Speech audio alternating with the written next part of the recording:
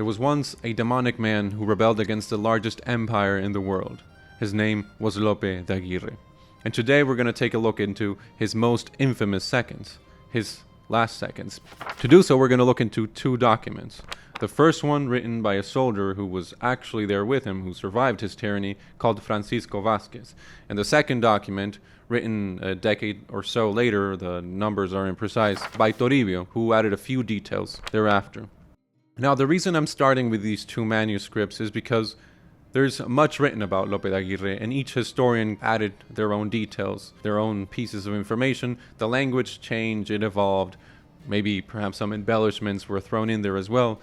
And I wanted to arrive at least to, you can't really say that the most accurate ones, but at least the earliest ones, and sort of trace the details from there. Because I'm working on a Lope de Aguirre video. I previously featured him in the El Dorado video, but I'm going to do a standalone video. His story is so insane, so absolutely insane, I think it deserves perhaps more than one video. There's a lot written, there's a lot to go through, and I thought, why not go through it together? Here we have the pages where Francisco Vázquez writes about Lope de Aguirre's final moments. Así luego el tirano, perverso, viéndose casi solo desesperado, el diablo, en lugar de arrepentimiento de sus pecados, hizo otra crueldad mayor que las pasadas, con que echó el sello a todas las demás, que dio de puñaladas a su una sola hija. Now, Francisco Vázquez doesn't mention the name of Aguirre's daughter. The name is, or was, Elvira. But to explain a little bit of what Vázquez wrote here, as Lope de Aguirre finds himself surrounded, he resorts to one more cruelty, the one that trumps all other cruelties that he committed. He killed his own daughter with multiple stabbings, and that is confirmed here, que dio de puñaladas a una sola hija que tenía. So Pedrarias and Diego Garcia storm into the fort, and Pedrarias finds Elvira at the feet of Lope de Aguirre, bloody, dead, with multiple stab wounds. Pedrarias then goes ahead and disarms Lope de Aguirre and begins questioning him. Lope de Aguirre begs to be taken to the governor, but the two marañones who were hearing him pleading to be taken to the governor shot him. And the first shot caught him in the upper chest, and he spoke in between his teeth, and that no se sabe qué quiso decir. So it is not known what he wanted to say. And then he was shot a second time. So he was surrounded by the royalist forces, but ultimately wasn't killed by neither Pedrarias or Garcia. He was killed by his own men, fearing him meeting the governor and condemning his other people. Now we jump into the other manuscript. This one's by Toribio. Now here I want to focus on the details that Toribio brings to the table. In the room here, both writers do coincide on the infamous Antón Llamoso. Antón Llamoso is Aguirre's henchman, his most loyal soldier, who stayed with him till the very end, who was there when Elvira was killed, and who, in a previous chapter, Aguirre is forced to kill one of his men who was betraying him. Both writers actually coincide. Aguirre stabbed the traitor, his guts fell to the ground, and Antón Llamoso dropped to the ground and chupó los sesos, sucked on the guts of the traitor, but then actually when questioned he said that he only sucked on the blood, which, it's not really much better. But as you can see, Antón Llamoso was a very loyal soldier to Aguirre. Now Toribio does add a bit of a dialogue here between daughter and father. He says, hija mía muy amada, bien pensé yo casarte y verte gran señora. No lo han querido mis pecados y gran soberbia, siéndome la fortuna tan contraria como has visto en esta batalla, donde todos se pasan al rey y me van dejando solo. Confiésate, hija mía, con Dios y ponte bien con él, que no es justo que quedes en el mundo para que ningún bellaco goce de tu beldad y hermosura, ni te baldone llamándote hija del traidor Lope de Aguirre. La triste doncella se le hincó de rodillas, derramando muchas lágrimas, diciéndole, Señor Padre mío, yo tengo culpa de lo que vos habéis hecho. No será justo que deis semejante pago a hija tan querida y que tanto os ha servido.